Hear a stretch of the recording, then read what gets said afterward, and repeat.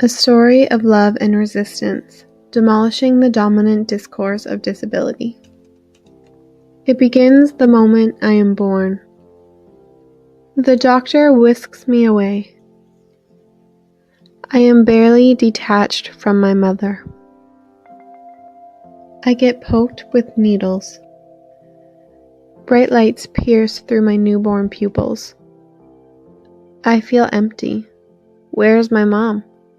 She has been waiting to meet me, she told me every day, but she isn't here.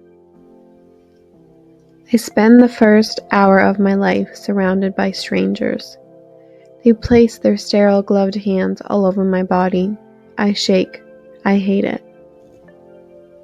The environment around me is chaotic. People are yelling and rushing. I feel the warmth from a lamp instead of my mother's skin. The first rhythm I hear is the beeping and humming of the hospital equipment. I wish it was my mom's heartbeat. I have cords attached to my face, my hands, and my feet. I can't move with them on me. The tape rips my newborn skin.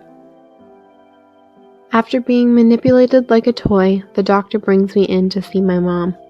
She holds me snug in her arms. I feel safe. I feel at home.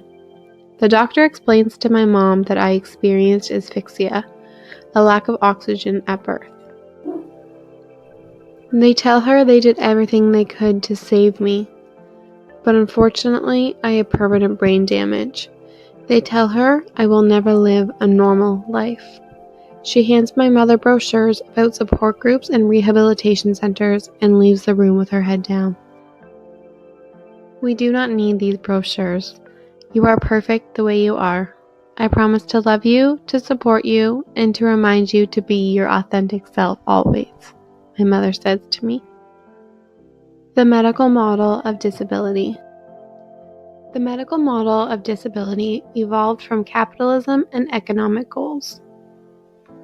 With an increased demand for physical labor, a new conception of the normative human body was formed.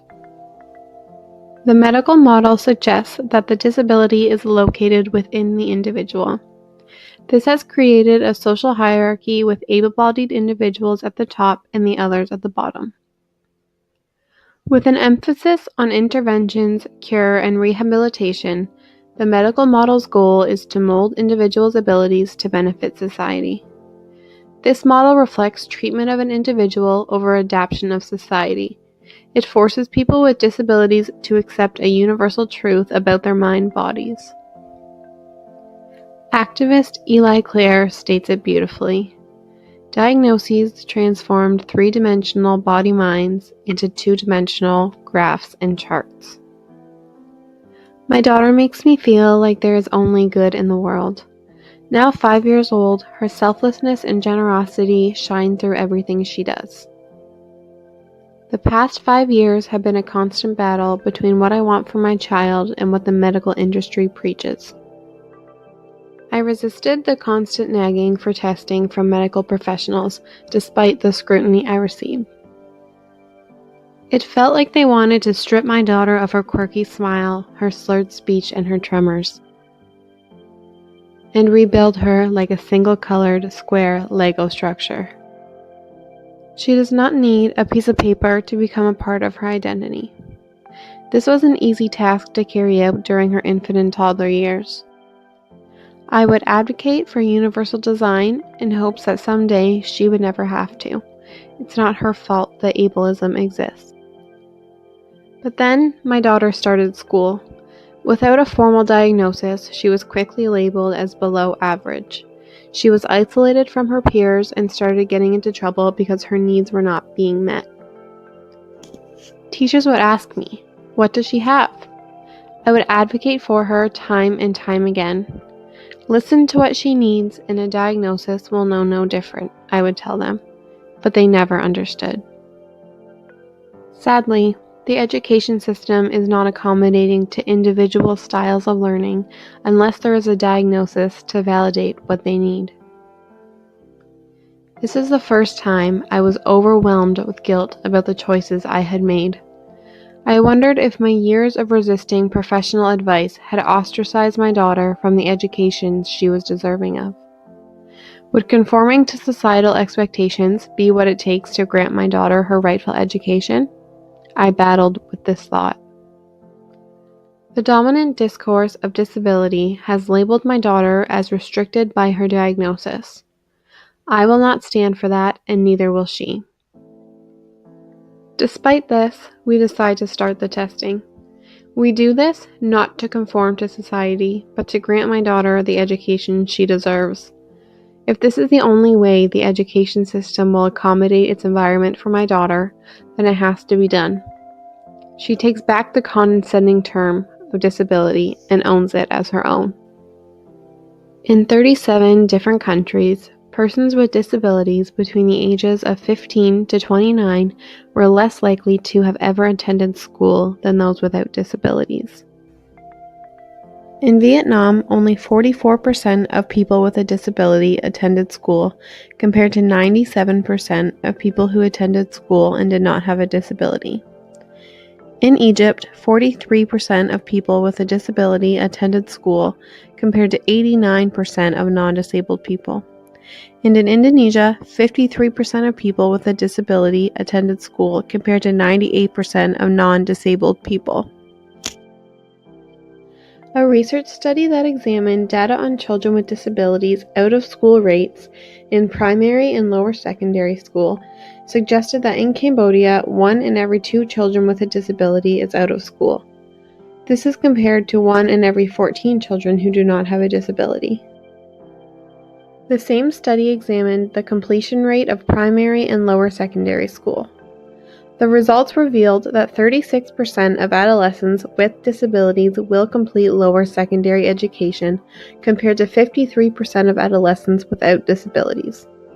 The study concluded that on average, persons without disabilities complete 7 years of schooling, compared to the 4.8 years of schooling people with disabilities complete.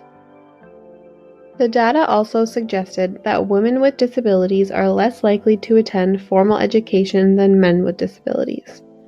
Women are marginalized not only by their disability, but also by their gender. Research states that men with disabilities have higher literacy rates than women with disabilities. In Mozambique, 1 in every 2 men with disabilities can read and write, compared to 1 in every 6 women with disabilities. Cerebral palsy.